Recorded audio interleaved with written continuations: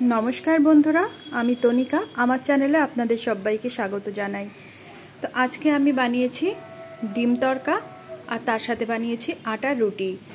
এই डाल ডিমের तड़काटा खूबই हाई प्रोटीन समृद्ध है और रातेर डिनारे रुटिर संगे तो एकदम खूबই दारुण एक कम्बिनेशन। तो चलुन देखा जाक किभाबे एटा बानिয়েছি आमी एटा दुजনের জন্য বানাচ্ছি। तो এখানে আমি নিয়ে নিয়েছি 60 থেকে 70 গ্রাম মতো সবুজ রঙের যে গোটা মুগ ডালগুলো হয় সেটা। আর এই ডাল দিয়েই এই তরকাটা আমি বানাবো। আপনারা চাইলে এটা কালো যে বিউলির ডাল আছে সেটা দিয়েও বানিয়ে নিতে পারেন।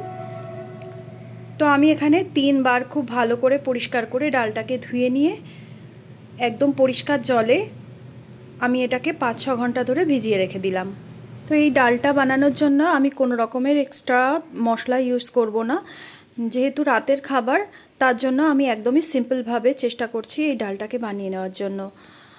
তো ডালটা 5-6 ঘন্টার পরে খুব ভালোভাবে ভিজে ফুলে উঠেছে। এটাকে আমি একটা কুকারে নিয়ে নিয়েছি আর এটা সেদ্ধ করার জন্য আমি এখানে দিয়ে দিলাম একটা মিডিয়াম সাইজের পেঁয়াজ 4 ভাগ করে, একটা মিডিয়াম সাইজের টমেটো সেটাও আমি 4 ফালি করে নিয়েছি। তার সাথে এখানে আমি দিয়েছি 500 ml বা আধা লিটার জল, আর এখানে আমি অ্যাড করেছি 1 চামচ লবণ, 1 চামচ হলুদ আর তার সাথে 1 চামচ মতো সরষের তেল। এই সরষের তেলটা দেওয়াতে কি হবে, এই ডালের যে ছোকলাগুলো আছে সেগুলো সেদ্ধ হওয়ার পর খুলে বেরিয়ে আসবে না। এবার প্রেসার কুকারের ঢাকনা বন্ধ করে আমি মিডিয়াম টু হাই ফ্লেমে প্রথমে একটা সিটি মেরে নিব, তারপর আমি এটাকে রেখে দেব সিম করে, গ্যাসটাকে সিম করে। আর সিম করে 5 মিনিট রাখার পরেই আমি কুকারটাকে নামিয়ে একদম ঢাকনা খোলার জন্য ওয়েট করেছি। পুরো যখন সিটি সরে ঢাকনাটা খুলে গেছে তখন আমি এটাকে খুলে নিয়েছি। দেখুন খুব সুন্দরভাবে ডালটা গলে গেছে। এবার আমি একটা কড়াইতে তেল গরম করে আমি এখানে দিয়ে দিলাম জিরে আর তার সাথে দিলাম 2টো শুকনো লঙ্কা ফোড়ন। এটা একটু হালকা ভাজা হয়ে গেলে এর মধ্যে আমি একটা মিডিয়াম সাইজের পেঁয়াজ কুচি দিয়ে দিলাম।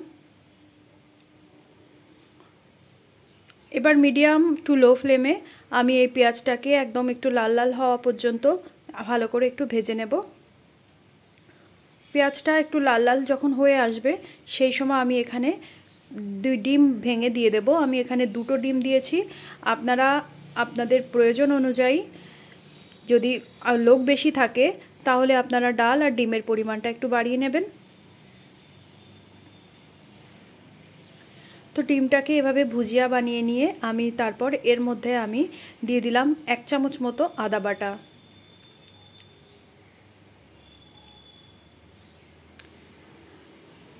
এভাবে রান্না করলে দেখবেন খুবই কম তেলে রাতের ডিনারের জন্য খুবই স্বাস্থ্যকর একটি রেসিপি আপনারা তৈরি করে নিতে পারবেন। তো এবার এটাকে আমি এর মধ্যে দিয়ে দিলাম 1 চামচ চিলি সস, 1 চামচ টমেটো সস। এবার ডিমের সাথে এই সস আর আদা বাটা তো আগেই মেশানো হয়ে গেছে। তো তারপরে এটাকে একটু ভালো করে নাড়িয়ে চাড়িয়ে নিয়ে আবার একটু ভাজা ভাজা করে নিয়ে আমি এর মধ্যে সেদ্ধ করা ডালটাকে দিয়ে দিলাম। এই পর্যায়ে লবণ হলুদটা একটু ভালো করে চেক করে দেখে নেবেন। এবার ভালো করে ডালের সাথে এটাকে মিশিয়ে নিয়ে আমি এখানে কুকারটা ধুয়ে ডাল সেদ্ধ করা যে কুকারটা ছিল সেটা ধুয়ে অল্প একটুখানি জল এখানে দিয়ে দিলাম। তারপর আমি এটাকে একটু ঝালের জন্য আর একটু রঙের জন্য আমি এখানে দিয়ে দিলাম লাল লঙ্কার গুঁড়ো। তো এবার ঢাকনা বন্ধ করে আমি মিনিট 5-7 এটাকে রান্না করে নেব।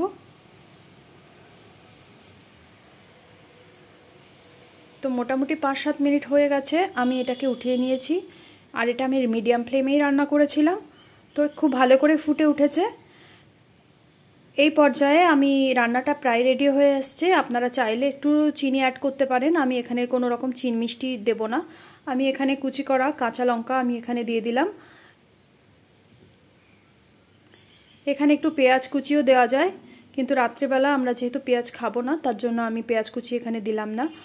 তো রান্নাটা একদম রেডি হয়ে গেছে। আমি এটাকে গরম গরম রুটির সাথে সার্ভ করব।